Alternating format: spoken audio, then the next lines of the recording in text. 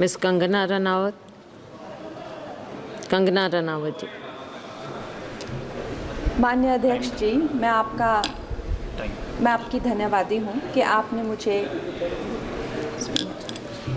मुझे railways amendment bill 2024 पर अपने विचार रखने का मौका दिया। माननीय रेल मंत्री श्री अश्विनी वैष्णव जी द्वारा प्रस्तावित इस बिल का मैं स्वागत करती हूँ। जैसे कि हमारे प्रधानमंत्री श्री नरेंद्र मोदी जी हमेशा ही कहते हैं कि सरकार का काम होना चाहिए जो लोगों के जीवन में सरलता लाए, चाहे वो लॉज हो, ब्यूरोक्रेसी हो या सरकार के दफ्तर हों, उनके लिए वो एक्सेसिबल होने चाहिए और उनके लिए जो है वो किसी तरह का स्ट्रेस जनरेट ना करें और इजीली अवेलेबल होने चाहिए।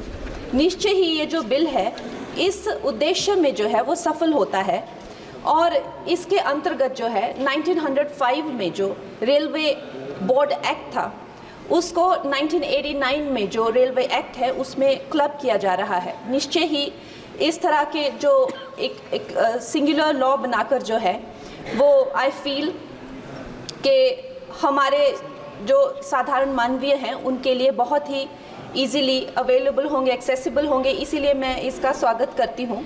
और another very important government body railway board, जिसको डायरेक्टली जो कॉर्पोरेट्स के जो हर्डल्स होते हैं, जिसको हमारे प्रधानमंत्री जी हमेशा कहते हैं कि दफ्तरों के चक्कर लगाने या लोगों को एक डेस्क से दूसरे डेस्क भेजना, आई थिंक इससे भी उनको जो है वो छुटकारा मिलता है। ये डायरेक्टली जो है सेंटर के अंडर जो है रेलवे बोर्ड को लिया जा रहा है, इसका भी मैं पूरा स्वागत करती हूँ। और उसके साथ ही वंदे भारत की जो हमारी जो ट्रेन्स हैं वो हमारे लिए आत्मनिर्भर भारत आधुनिकीकरण का एक बहुत बड़ा, एक प्रभावशाली उदाहरण, एक चिन्ह बनकर आई हैं सामने। और जब 68 वंदे भारत जो है भारत को दी गई थी तो उसमें से एक वंदे भारत हमारे हिमाचल जैसे छोटे से प्रदेश को भी दी गई थी, ऊना शहर में।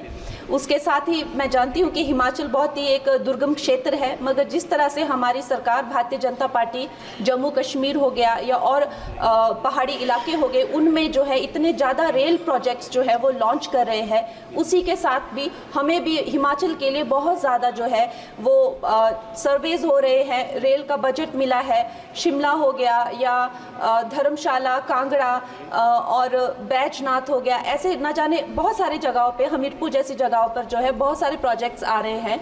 लेकिन मैं माननीय मंत्री जी का ध्यान मैं मंडी क्षेत्र की तरफ लाना चाहूँगी। एक्चुअली मंडी क्षेत्र 60 to 70% ऑफ जो हिमाचल का जियोग्राफिक एरिया है वो मंडी क्षेत्र में ही आता है और हमारा जो क्षेत्र है उसमें अभी तक इस तरह का ना कोई सर्वे हुआ है ना सुविधा है।